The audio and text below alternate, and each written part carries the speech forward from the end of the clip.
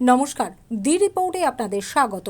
ভারতের অন্যতম গুরুত্বপূর্ণ দিন স্বাধীনতা দিবস উদযাপন উপলক্ষে বিদ্যালয়গুলিতে বিভিন্ন কার্যক্রমের আয়োজন করা হয়ে থাকে, যাতে পড়ুয়ারা দেশের স্বাধীনতার গুরুত্ব সম্পর্কে ওয়াকিবহাল থাকে। অন্যান্য বছরের মতো এই বছরও দেশের ৭৯তম স্বাধীনতা দিবস উদযাপন উপলক্ষে স্বাধীনতার প্রাণ স্বদেশী গান শীর্ষক অভিনব কার্যক্রমের আয়োজন করা হয়েছিল খড়দহের কল্যাণনগর বিদ্যাপীঠে। দেশের স্বাধীনতা দিবস উদযাপনে এমন অভিনব ভাবনাকে ফুটিয়ে তুলতে বিভিন্ন শ্রেণীর পড়ুয়াদের সংগঠিতভাবে এই কার্যক্রমের আয়োজন করতে উৎসাহিত করেছেন বিদ্যালয়ের শিক্ষকেরা।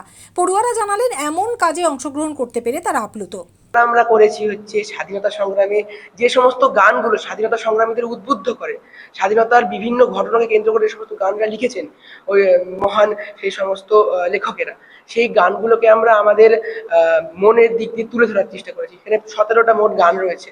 প্রত্যেকটা গান স্বাধীনতা সংগ্রামীদের সংগ্রামের জন্য আলাদা অনুপ্রেরণা যোগায়, এবং সেই সমস্ত গানগুলো কতটা তাৎপর্যপূর্ণ, তাদের লেখকদের কি ভাষা, কি দৃষ্টিভঙ্গি তারা লিখেছেন, সেই জন্য আমরা আমাদের ছাত্ররা প্রত্যেকজন লেখকের একটি করে প্রতিকৃতি এবং সেই গানের পারিপার্শ্বিক অবস্থা সম্পর্কে একটি বিস্তারিত লেখা দিয়ে আমরা আমাদের এই বছরের আমাদের যে এক্সিবিশন সেটা আমরা সাজিয়েছি।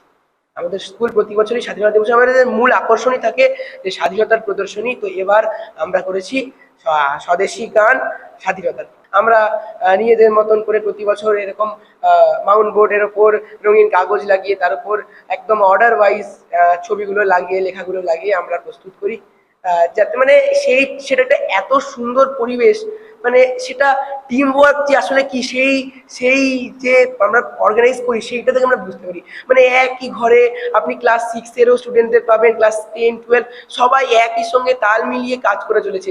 এবং সত্যি কথা বলতে কি, দুদিনের মধ্যে এত বড় প্রদর্শনী নামানো খুব একটা সহজ কথা না, কিন্তু আমরা প্রত্যেক বছরই ঠিক 14ই আগস্ট মানে বেলা 3টে 3:30টার মধ্যে আমরা প্রত্যেক বছরই প্রজেক্ট নামিয়ে ফেলি, যেটা আমার তো খুবই ভালো ব্যাপার। চন্দন সেনগুপ্ত ও শ্যামল পাল, দি রিপোর্ট, জয় হিন্দ।